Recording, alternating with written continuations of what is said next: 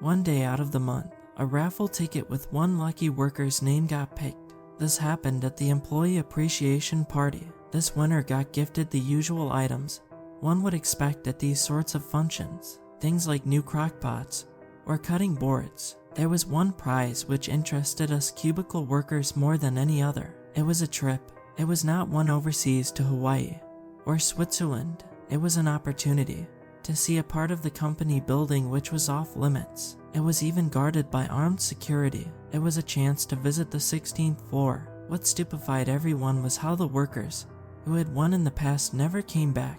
Even the associates who knew the prior winners stated they would no longer return calls or texts. The consensus was they won a severance package, or an early retirement, or at the least a financial windfall, good enough to take a sabbatical from the corporate world. I stopped by my supervisor's office in the morning before the next raffle. I knocked on Glenn Bevan's door, and he waved me in. "I'll give you $500 for extra tickets. I'm going to put them all on the 16th floor visitation."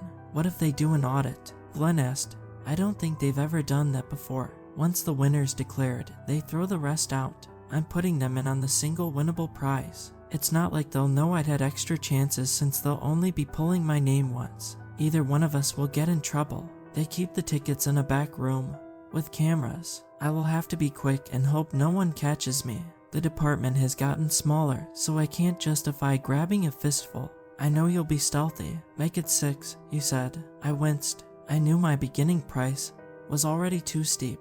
I was cutting into my budget, but I nodded. We shook hands. The higher echelon of management is always easy to bribe. The drawing took place in the convention center part of the structure. When the HR representative pulled my name, I stood. "No," a voice cried out in the back. They all turned around to look at Jim. He looked as though he was there on his day off, if he was not drinking on the job. "I needed the 16th floor, he said. "There's always next time," the representative said. "I can't stand this place," he said. "Nowhere else is hiring at the starting wage. I'm making in this micromanaged cesspool."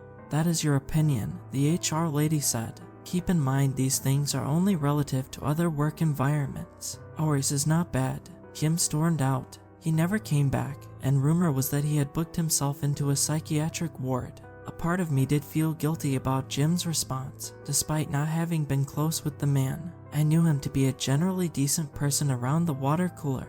He never did anything to irritate me, although he did speak his mind, which our bosses did not appreciate. It was not as though he ever said anything the rest of us were not thinking.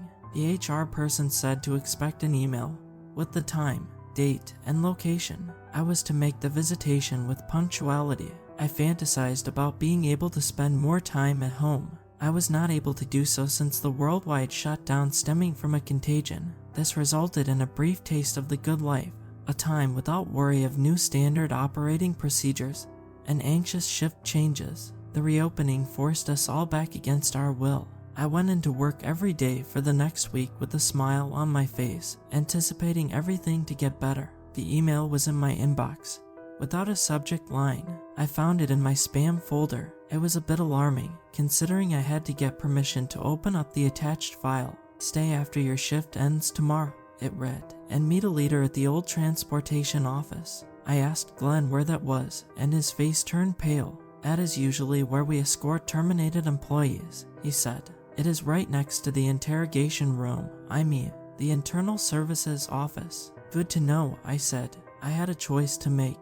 I could assume that this was their excuse to dispose of me as a valued member, or it was going to be the complete reverse of such a negative situation, a promotion to a permanent vacation.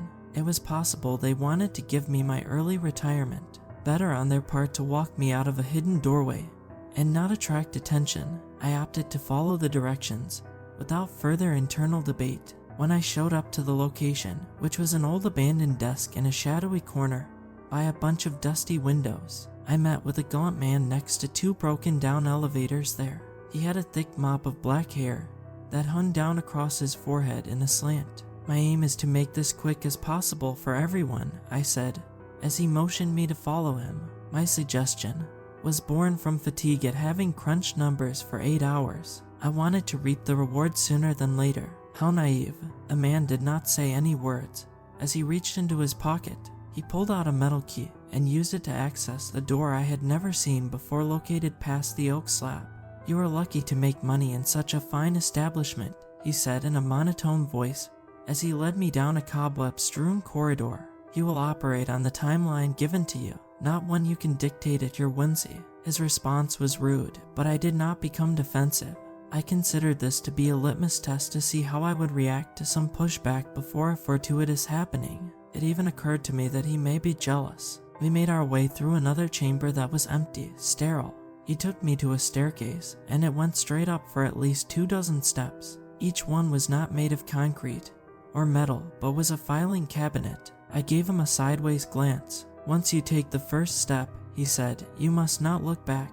If you do, the visitation's cancelled, and so will your employment be with this glorious company." I tried to read if his words were sarcastic or a case of bullying. His tone was serious. I rested my body weight on the first cabinet. The drawer opened a crack, but it held. I went through a threshold painted beige and gray. The room I found myself in after I traversed the flight was stuffy. Shelves lined the barriers, and each of them had jars and random knickknacks. Old antiques with rusted metal lined the walls. A tall and thin man dressed in all black stood in the center, and next to him was a table with a single lit candle.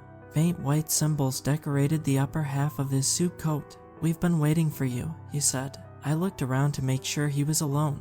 I presumed he was talking on corporate's behalf. He reached over and grabbed a stack of papers. He lifted them up in the air and showed them to me. "This is a collection of your performance infractions," he said. "Everything from complaints of clients to coworkers who stated you have been slacking. They have to pick up the tasks you were not disciplined enough to finish. I also have a list of your greatest transgressions, the sins you have committed which you hoped were so far behind you." "Impossible," I said. "Write-ups are not uncommon in my career. It was always my goal to make the process of them giving me the criticism as uncomfortable as I was receiving it. You don't know who I am, the new GM. I am the one and true auditor of everyone's greatest missteps," he said. He bent down to drop the stack back onto the surface. "Sounds like an exhausting position. You will sign these write-ups, or your secrets will come to light. There is a pen next to the sheets." "What do I get for complying with your order?" I asked as I felt my body tense up. "You will maintain your status as a worker. Also, you will get a transfer to somewhere else. It is a place with much less downtime, but one for more suited to the choices you have made thus far." "Is that where everyone else who won went?" "Yes." "Where is it?" "It is subterranean and a very claustrophobic space. You will always be warm, especially in the winter time." I refused to pick up that pen. "Can I withdraw from the whole contest? I'll even give my ticket to someone else if that's an option." He screamed, but it did not sound human. It was more like a raspy wail, one obstructed by thin sheet metal. As he was in the midst of his emanation, veils of mist began to fall down the walls. I looked for stage hands holding fog machines in the rafters. "You must sign the write-ups," he said. His voice had altered, as though a swarm of fire ants were swimming in his throat. He also swung his head in odd directions, a contortion of pain. "You can't force me to," I said. "If you do, I'll sign it under duress, which is going to make a court case of my wrongful termination that much stronger." A torch that I had not taken notice of since it blended in with the darkness where it sat lit up behind him. This was either a pyrotechnic trick, or someone managed to ignite it ran away fast enough to vanish. "You will sign it or you will not leave this room alive," he said. That same echoing growl and transformed groan filled the ether. He took a few steps towards me, and his stride was so massive that I had underestimated the size of his frame. My blood turned cold as he wrapped his hands around my shirt collar and forced me against the wall. He raised me up and my feet dangled. I could not believe his strength. I was terrified. My first instinct, when I realized that I could not punch or kick, was to spit in his face. He did not even flinch at my act. "You automatons are all the same," he said. His breath stank of curdled milk or weak old fish. "Let me go," I said. "If you do, I won't let HR know. You don't understand how I'm their boss. I am the secret leader of all. You miserable wretches pretend as though you have sovereignty. You clock in and out every day, making someone else wealthy to only go further into debt. You're too stupid to see that it was all by design. You try and be grateful for your lot in life while we bleed you for everything you have to benefit us. You will sign the paper. You will sing the praises of our culture's environment following your transfer. After all, it's people like you who make this place thrive. Isn't that right?" I slammed both of my palms into the side of his head. I felt his form start to crumble and his head bowed forward a bit. He did not lose consciousness, but he did back away far enough for me to push him. I turned around and attempted to access the same door I had entered through. It found it locked. In my periphery, I saw, approaching towards me at a hurried pace. He seemed angrier than I had even seen him a few moments prior. I circled around him and extended my hand behind me to grab the candle. I gripped the metal holder at the base and lifted it. I threw it at him. He screeched in agony, backing away. I heard the sizzle of his flesh from the hot wax. I grabbed the same pen he tried to force me to use to sign and stabbed him in the abdomen. I felt the heat of his blood run over the back of my hands as he continued to scream. Before it turned into a gurgle, he reached into the inner lining of his coat and pulled out a metal key. He handed it to me and said something unintelligible before I watched the life drain from his eyes. I tried to use it on the same door. I ran my hands along the walls until I found another entranceway, one almost hidden save for the keyhole. It opened. I found myself outside. The distant sounds of lawn sprinklers filled the air. All I saw around me were rolling hills of grass. I was on a golf course at night. A long table stood in the way of me being able to leave the area.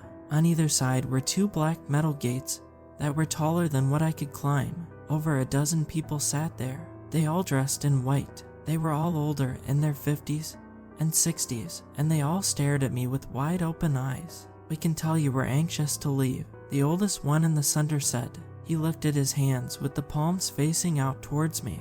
"We are unable to oblige that desire of yours until you agree to our conditions. We need someone like you. The transfer offered earlier has upgraded.